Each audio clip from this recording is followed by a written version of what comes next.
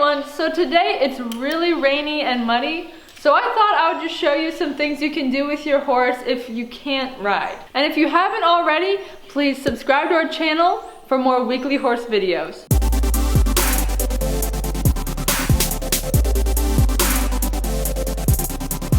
So if it's really just yucky outside, one thing I love to do with my horses is give them a makeover. Completely brush them out really good and clean them up. Clip them if they need to be clipped and all that stuff. So that's what I'm gonna do first, because he looks like a mess. Yeah, oh my gosh, look at you, Shed. Oh boy, you're being so good. So in the last few weeks, I've noticed that Tucker has gotten this white strip of mane. And it's like that gray streak of wisdom, you know?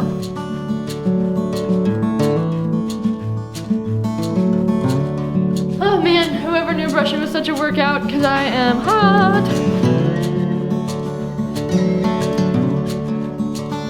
So the next thing I'm gonna do is hose off Tucker's legs just because they're really nasty. And he is still new to the cross ties and being in a barn. So today, since we have to be in the barn, it's actually a great time to work on this and just get him desensitized and used to being hosed off in this wash stall. So to hose off his legs, I'm just gonna clip the lead rope to him and hold on to it just in case he does freak out and I do need to grab him, and this will just give me more control.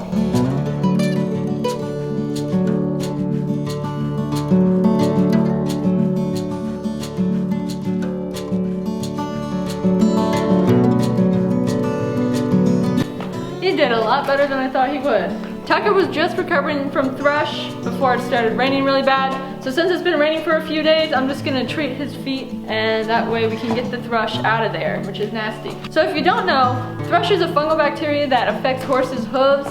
It can get in their hooves and just wear away at the sole and at the hoof wall. And so you wanna treat it before it gets too deep down in the hoof, so where it really causes a problem. So that's what I'm gonna do today. So I called Tucker the Dwight Schrute pony because the way his forelock parts, I think it parts like Dwight Schrute's hair. But not today, you look nice and professional, yeah.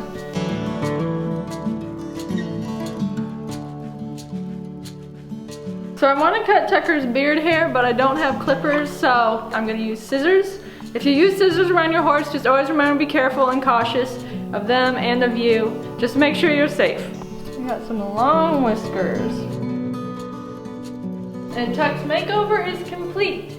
So Tucker can get a little antsy if I walk away from him and he's tied or in the cross ties. And so one thing you can do with your horse, if they're the same way, is you can just go do something else and let them learn to stand. So I'm gonna go clean a stall and maybe reorganize my tack area while he learns to stand still in the cross ties. So if your horse gets antsy about this, I would always make sure you have an eye on them, whether you're cleaning a stall or your tack area or whatever you're doing, just to make sure your horse is okay and they're not freaking out. If your horse starts pawing or getting antsy, just leave them alone. Don't go up to them. Horses learn that if they paw and you come up to them every time they do that, they learn that that's the way to get you over there. So the best thing to do if your horse does that is to just ignore them. This is a great way to work with your horse on just standing still while you can do something else. Tucker, look at him being so cheeky.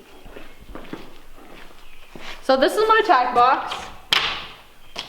And I'm not the most organized person, so today's the perfect day to organize it. So this box is for my blankets, but I just tend to throw everything else in it. These boots can be tossed because they have a hole in them.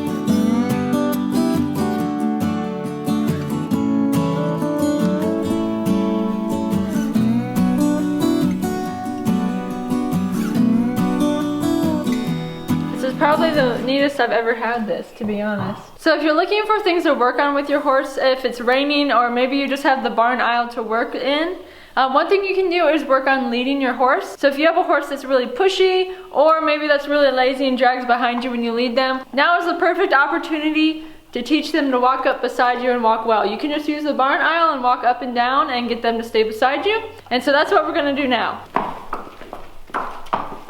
Let's stop. Good boy. So we've made a bunch of videos about how to lead a horse and how to teach your horse to lead well. So we'll put the link in the description for you to go and check out. So once you've walked up and down the aisle enough that it's starting to drive you crazy, you can move on to the next thing. So another great thing to do if you're just stuck in the barn aisle for the day is simple groundwork. If you have a concrete floor, I wouldn't do anything too extreme where the horse is having to run up and down the concrete, but you can just work on simple groundwork techniques that I'm about to show you. Are you looking in his nose? I'd like to plug today's sponsor, who happens to be us. So make sure you subscribe to our channel and like this video. So one easy groundwork technique you can do with your horse just in the barn is teaching them how to soften. So getting them to soften means getting them to lower their head when contact is applied. So the way you teach them this is, at first you're just going to take your hand and just pull the lead rope down towards the ground. You don't have to pull it that hard or anything, but you want to hold that steady pressure. Even if they start to fight you and pull their head up like this, just continue to hold the pressure until they drop their nose.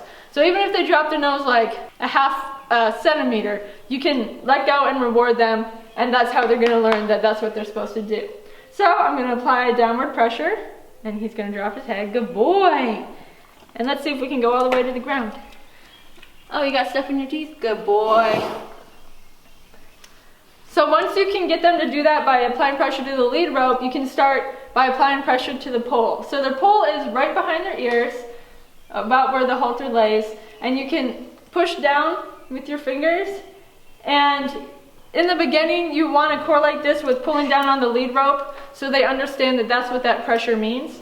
So I'm going to push and pull. And so it's going to get to the point where I can push on the pole and I don't even have to pull the lead rope. And he knows that that means to put his head down.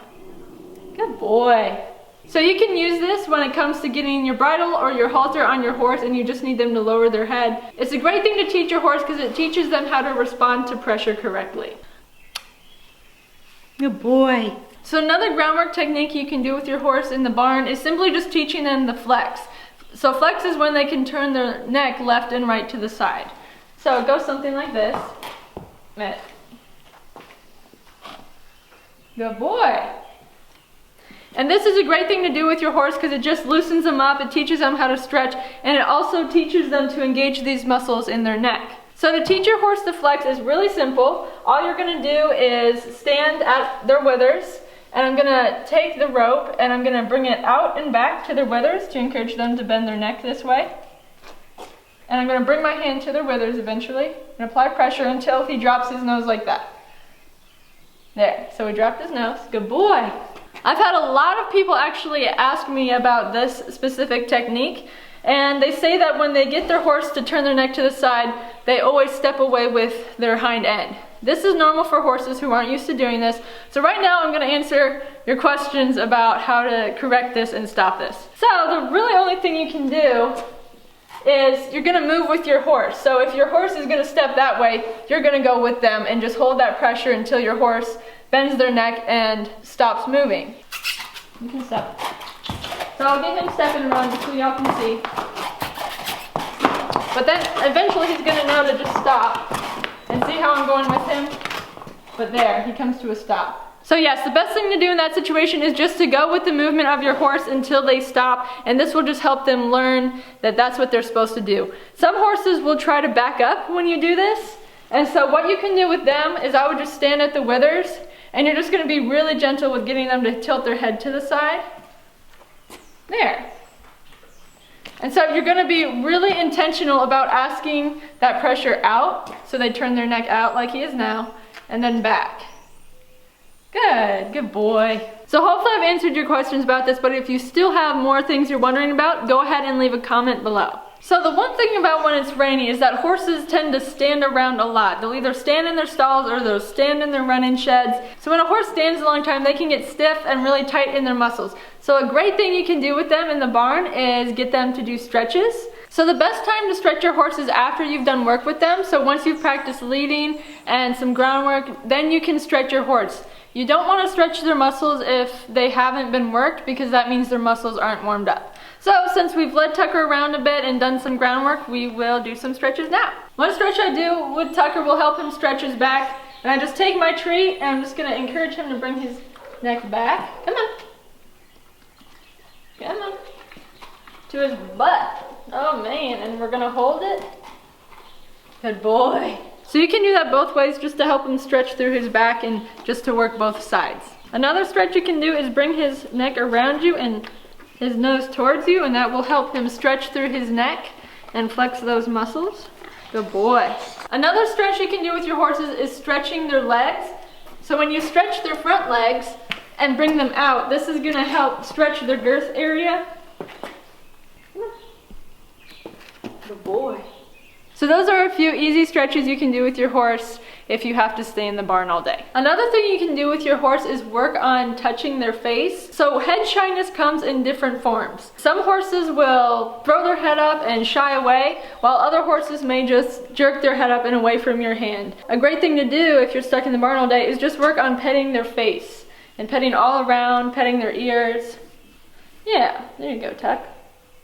And this will just help them get used to that contact. If you reach a spot where your horse starts jerking up, just continue to hold your hand in that place until they lower their head again. And once they lower their head, you can release. So this is a great thing. Once you've taught your horse to soften, then you should be able to work on this and have a lot more success because you have them responding to that pressure. Another thing you can do if you're stuck in the barn is teach your horse to be patient when it comes to feeding time. So I have Tucker's food bucket out here, and what I'm gonna do is I'm gonna bring him towards it and ask him to stop and stand. If he gets pushy with me, I'm gonna ask him to back up and just stand still. And once he shows that he can do that, I'll let him eat.